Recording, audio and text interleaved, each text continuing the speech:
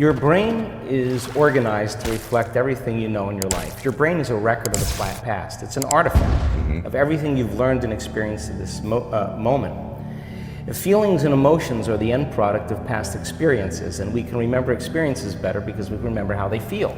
So most people wake up in the morning and they start remembering all their problems, and those problems are connected to certain people and certain things at certain times and places. The moment they start thinking about those problems, they're thinking in the past.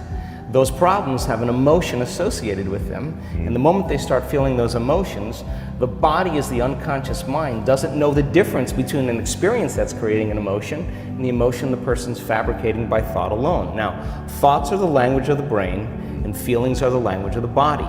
And how you think and how you feel creates your state of being. So most people's entire state of being, when they start their day, is already in the past. So you have a choice. The choice is you're either defined by a vision of the future or you're defined by the memories of the past. And when you decide to say, okay, I'm going to change, and you decide one thing: I'm not going to eat this food, I'm going to wake up earlier, I'm going to do something aerobic, I'm not going to have sugar after 6 o'clock, whatever it is, the person, whatever choice a person makes. The moment you make a choice to do something differently, and the hardest part about change is not making the same choice as you did the day before, get ready, because it's going to feel uncomfortable. It's going to feel unfamiliar. There's going to be some uncertainty and unpredictability, and that's the moment the game is on. Yes. So then most people, their body has been conditioned emotionally to be the mind. So now the body says, wow, I'd rather hang on to my guilt than take a chance and possibility. I'd rather live in fear than trust in the unknown. So once the person feels uncomfortable, the body goes, whoa, wait a second, we're out of the program here, and body starts influencing the mind. That's right. So it says, start tomorrow, you'll never change, you don't have the money to do this, you're not good enough, your mother told you were this, your father's fault, it's your ex's fault, you know, all of the voices that come up. Now here's the deal, if you respond to those voices, those same thoughts as if they're true, by the way, they're always going on behind the scenes of your awareness, but now they're amplified because you're outside your comfort zone. You believe in that thought's going to lead to the same choice, which is going to lead to the same behavior, which is going to create the same experience and produce the same emotion, and the person's going to say, this feels right. No, that feels familiar. Going from the old self to the new self is a neurological, it's a biological, it's a chemical, it's a hormonal, it's a genetic death of the old self.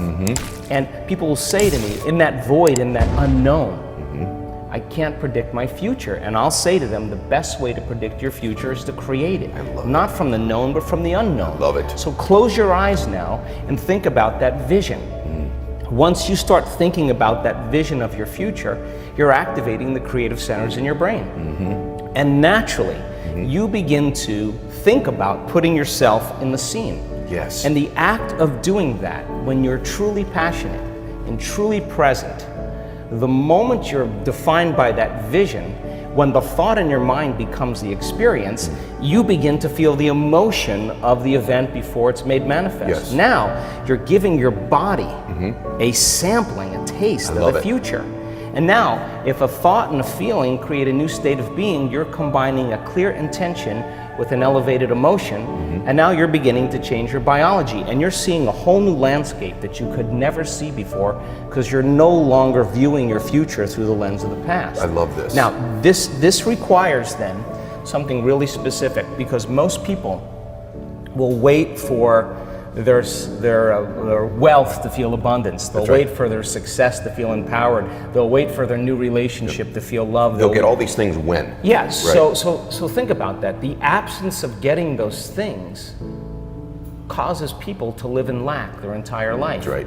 And so they're waiting for something outside of them to change how they feel inside of them. And if they're not creating a new life, then they're not applying the proper principles, then they keep all their manifestations, all their dreams at arm's length. Well, think about this. If you get up feeling gratitude, if you get up feeling empowered, if you get up feeling whole, if you get up feeling unlimited, why would you worry about whether it was going to come or not? You would feel like it already happened.